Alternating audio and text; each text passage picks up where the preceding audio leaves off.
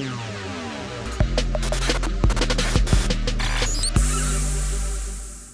there, Amplifiers. Manny Torres here with Growth Amplifiers, and I've got another great person to interview today.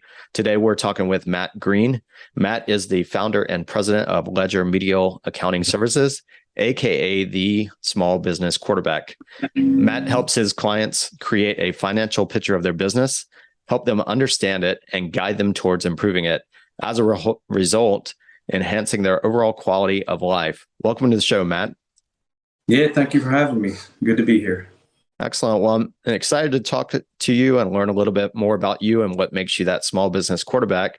So can you tell me a little bit more about yourself? Well, I went back to school later, actually coming out of high school. I know exactly what I wanted to do, and that was making the music business. I went for it for a long time. Had wound up with a few kids, so I decided, hey, I better do something. Music's the most unstructured career path, so I chose accounting. Went back to school at age 35.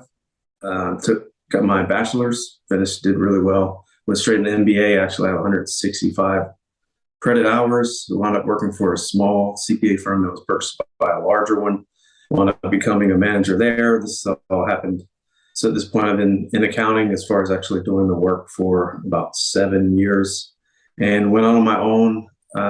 August 2020 was really up and running and taking clients about November of that year. And basically we do accounting. I do things a little bit different in that I think there's a lot of old structure in place in a lot of things, ways CPA firms, accounting firms do things. For instance, I don't necessarily just automatically print a paper tax return.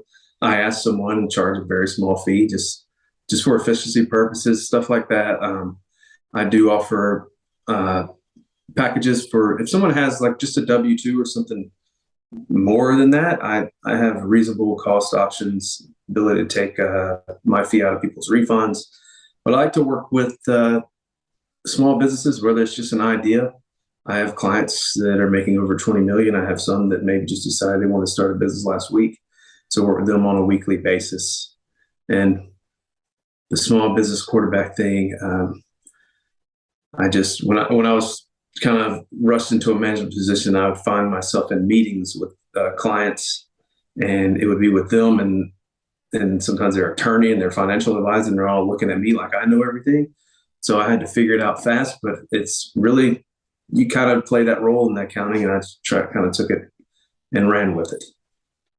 I like that analogy because I can totally see what you're talking about in terms of being with a group of people and they're all looking for someone to take the lead. And I think a lot of times people feel like, that tax burden is going to be that thing that's going to drive a lot of that discussion. So I like that analogy, and it's a great way to communicate that to your clients. Speaking of your clients, what type of clients do you enjoy working with the most? What's your niche that you enjoy working with? As far as like a certain industry, I would say there's not one that outshines the other. I do find myself recently taking on more in like the architectural design space, maybe tile company, an architect, interior design company, and then I have another big design client that I have.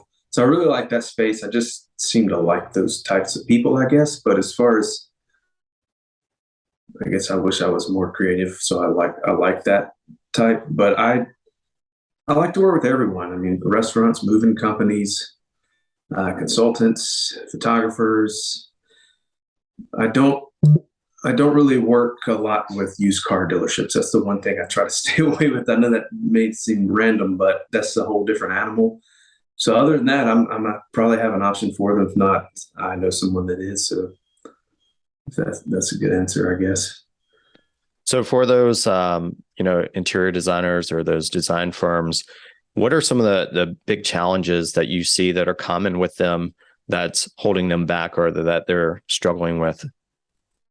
A lot of them, they're billing. I just got a client where I'm kind of moving into more of like a CFO role, where it's actually my biggest client that I just signed up. And they kind of want to have more of an overhead allocation and billable, like different architects that work for them have different billable rates. So they want kind of just an analysis to see if the way they're billing is really as profitable. Like when they do flat rate billing, they want to know if they need to change that. That's one thing. And a lot of times designers have a lot of gray area in maybe sales tax situations because they do sometimes sell stuff, maybe some furniture or stuff like that. So they don't really, sometimes they need help understanding that when they need to file, where they need to file, and help them with that as well. Hey there, this is Kenny from Growth Amplifiers, here to ensure you get your awesome ideas into action to grow and improve your business and achieve your full potential. Take the first step by visiting growthamplifiers.com and clicking the Start Here button. Take the assessment to get your personalized score. Then select from free resources to learn how to improve your score. Don't wait. Be proactive and take action now by visiting growthamplifiers.com and clicking the Start Here button. And always keep on amplifying. Now, let's get back to the show. So for those architects and those design firms that have that challenge, what's some actionable insights or steps that they can take to improve that, maybe so that they can make some progress before they reach out to someone like you? Yeah. First off, I would just try to keep everything as simple as possible. A lot of problems business have in general is commingling funds.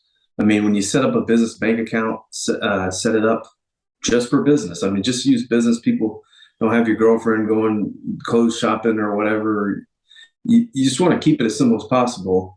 And a lot of people, like there's the Profit First program. That's a great program.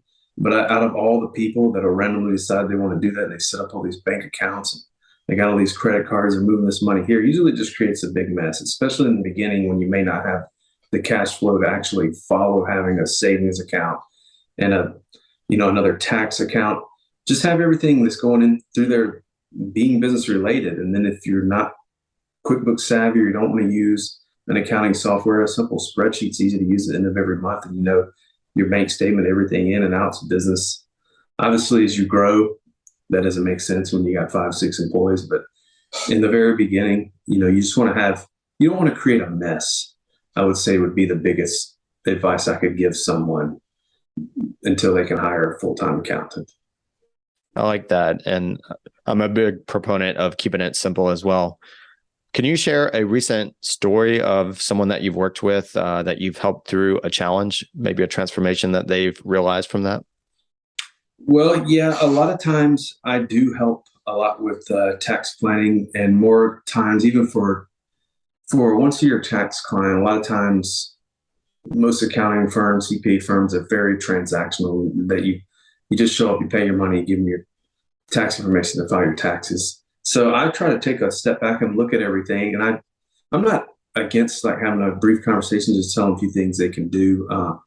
There's really 3 ways to really save a lot of money as a small business owner. And that would be, 1 is entity structure, 2 is timing of purchasing major assets, and 3 would be setting up a retirement account for your business. Through your business is good, especially in the challenges that you face today, and retaining top employees or people working for you is almost impossible. But I have recently, at the deadline, I've converted people to an S corp as long as they have the LLC in place, and I've saved them $30,000 in self-employment tax 2 days before the deadline. I've done that a few times. Just helping people grow, give them a good idea of how much money they're really making. The cash in, cash out doesn't necessarily mean profit, because you're always going to get loans. But that would be the one thing that comes to mind is probably really converting their entity structure. Well, I think that's a great recommendation. I think a lot of times people, when they start a business, they're not really sure what they're doing, and they just kind of do whatever's the easiest and the quickest. And a lot of times they're not considering the implications of what the tax code may be on their type of business. So I think that's really important for them to reach out to someone like you that is an expert in that area, can really guide them and show them what their options are and what that may change in terms of their tax liability and how they can work their funds in their business. Exactly. Yep. Well, Matt, I really appreciate you coming on the show today, sharing a little bit more about you and Ledger Medial Accounting Services. If there's a listener out there that wants to connect with you, whether it's someone that's in an architect firm or a designer or someone else that knows that they need to look at their entity structure and ensure that they've got their numbers correct, what's the best way for them to connect with you? You can find us real quickly just at Ledger Medial on anything, Instagram, Facebook, LinkedIn, ledgermedial.com. Just Google Ledger Medial, you'll find us. Sounds weird. I know it's like medical without the C. Sounded weird to me at first too, but so did Google. We'll see what happens. Matt, I appreciate that. We'll make sure to link that in the show notes. And Matt, appreciate you being on the show and hope you have a wonderful day. All right. Thank you. Thank you for having me. To show your support, take a moment to amplify this message by sharing it online. To connect with me or gain more business growth insights, visit www.growthamplifiers.com. Thank you for your support.